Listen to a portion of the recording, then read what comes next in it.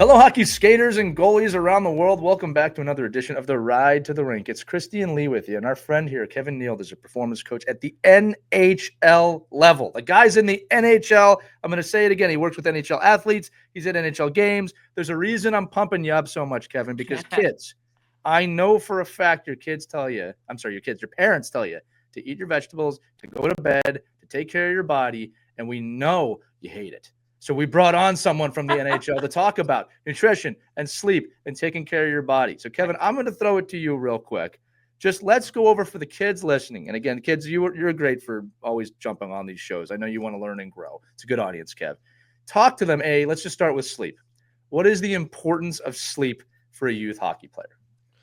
Yeah, I mean, I think a lot of hockey players, a lot of youth hockey players, they know that it's important to develop their skills and to work hard and practice. And, that requires a certain amount of attention and a certain amount of energy. And, sleep is really it's what refills the gas tank in both of those areas. And, I think one of the things that I never really understood as a kid is that when you practice or when you train or when you do anything, even when you're learning in school, that's almost the input for your body to get better at something. But the way that your body actually learns those skills and retains them to use in the future is while you're sleeping. Your brain is very, very active while you're sleeping in kind of consolidating everything that you went through during the day and, filtering out some of the stuff it maybe doesn't need. But with skills specifically, the nerve circuits in your brain that are used to produce the skill, your brain is replaying those over and over and over and over while you sleep at night, so that when you wake up the next morning, it's a little bit easier to repeat that same skill. So, I think the big things with sleep are that you try to find a consistent bedtime and a consistent wake time. So, the earlier you can go to bed, the better. And obviously school dictates when a lot of kids have to get up. So, the largest opportunity to get more sleep, which again is refilling your energy tank and then also allowing your brain to learn the skills that you learned that day at practice. The best opportunity to do that is to go to bed earlier. And then, the three things that we reinforce even with our players now is that you want to keep your room cool, dark, and quiet. So, working with the Bruins, we like to reinforce that bears sleep in caves, right? So, the cave is cool, the cave is dark, and the cave is quiet. So, making sure that there's no lights coming through the windows, minimizing the amount of light in your room, making sure that it's completely quiet in your room. If you need some white noise, I spent some time living in the middle of different cities where there's street noise and things that you can drown that out with a fan or a little bit of white noise. But for the most part, keeping your room cool enough that you don't feel like you're overheating at night, completely dark and quiet, it's going to help you maximize your sleep so that, when you wake up the next day, you're ready to go. All right. So you're feeling better with good sleep. Good nutrition's important too, Kevin.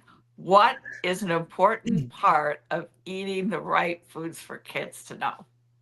Yeah, I think there's a couple of things. And the first thing for kids to understand is that your body is literally made out of the ingredients that you eat. So when you take food in, when you eat food, your body breaks it down into really small pieces.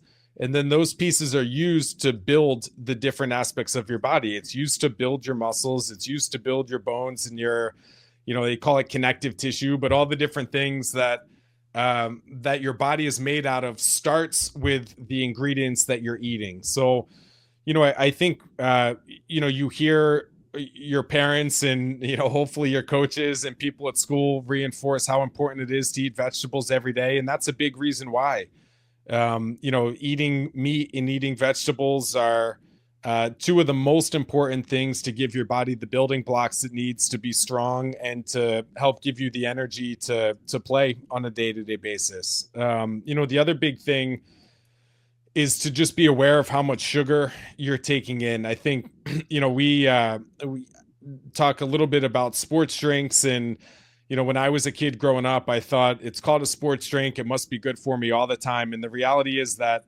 a lot of sports drinks have a lot of sugar in them, which while you're actually playing a game is okay. But for the most part, your body doesn't need it. Your body has plenty of energy already already stored in it. And the added sugar, what happens when you drink a lot of sugar is that you get this massive sugar rush. So the sugar in your body goes up, your energy goes up, and then really quickly your body realizes we don't need all this sugar, and it pulls it all out of your body, out of your blood, which along with that, the blood sugar is going up and then it crashes way down. And on that crash, your energy plummets, your mood plummets, your ability to think clearly and to make good decisions, which if you're playing in a game, as you probably know, are very important.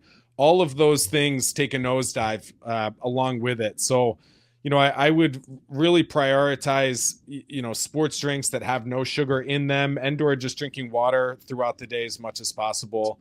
And then minimizing, other foods. I think there's some value in kids learning how to read nutrition labels. And two things that I've taught my kids are just to look for how much sugar is in something and how much protein is in something. And nutrition can be a really complicated topic, but I think in general, if you're looking at minimizing, so as close to zero sugar as possible, and then, the more protein you can have, I think the better it is for most kids. So great advice, Kevin. Just insanely actionable items for you kids listening. Now, I'm going to tag on one more piece of advice, and this is the dad/coach talking, kids. If your parents have said to you, you got to go to bed, or I know you'll all heard this one, eat your vegetables, eat what's on your plate. I'm going to give you a twofold thing for you here that can really help you out. One, you just heard it from the pro. Sleeping vegetables and good food are really important. So if you really want to be serious about being a hockey player, okay, or anything, like a good athlete, whatever you're doing athletically, you need to take the initiative to say, I've got to find a good bedtime and I need to eat better food. That's the first part. The second part, kids, I would just short of guarantee you that if you're able to shock your parents by saying, I need to go to bed and I need to eat my vegetables, it's going to really benefit you in the long run. All right? Because we don't love having to tell you to go to sleep and eat your vegetables. All right? Now, it's our duty as parents. But if you could take the initiative, even at a young age, I'm talking to you kids that are maybe 8, 9, 10 years old. If you can take the initiative and do that, you're going to do yourself a lot of favors. It can be hard. I'll admit it. And we're only telling you to sleep and eat because we care about you and we love you so much. Right, Kev? So, Kev, this is really good stuff for the kids. So thank you so much. No, happy to do it. I mean, I have a 4-year-old and 7-year-old at home myself, and some days they like their vegetables more than others. But I also think there are ways to make good foods more enjoyable to eat. We've cooked with some different seasonings that roasting vegetables, that's been helpful. Sometimes we'll add like a barbecue sauce or something to dip in.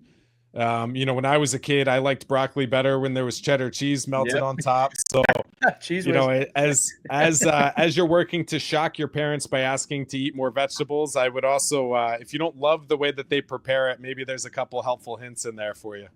Yeah, and kids, if you're listening to this actually on the ride to the rink, if you look to your mom or dad real quick, they're probably smiling or just nodding their head a lot.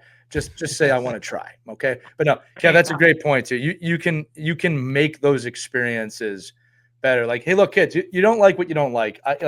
You got to try things. I'm a big proponent of that, but you can make things, Kevin, great point, just more enjoyable by just maybe thinking outside the box about how you want to prepare those and eat those. And your parents play an active role in that too, kids. Right. So don't be afraid to ask them to try some new things. All right. And ants on a log are delicious. Always, right? For those of you who don't know, that's raisins, peanut butter on a piece of celery, right? I mean, that's that never goes out of style. All right. Yeah, don't actually eat ants, please. Yeah, don't. The kids We don't know. Are they high in protein? Whatever works, right? No. Yeah, no, kids don't eat bugs. All right. Kevin, again, fantastic stuff. Thanks so much for being on this episode with us. Cool. Happy to be here. All right, kids. Listen, that is some legit professional advice from someone who knows what he's talking about. We really appreciate it. And kids, remember, no matter where you're at on your hockey journey, we believe in you. you should too. Okay. You've got to believe in yourself. It can't just come from your coaches and your parents. It comes from you too. That's going to do it for this edition of the Ride to the Rink. Remember, kids, if you have a question you want to ask us, you can text us. There's a link accompanying the episode in the description. Just tap on that. It comes right to us. Or you can email us with your parents, team@ourkidsplayhockey.com, and we'll get back to you on one of these episodes. But for Christie, for Kevin, I'm Lee. This is the end of the Ride to the Rink. We'll see you on the next one. Skate on.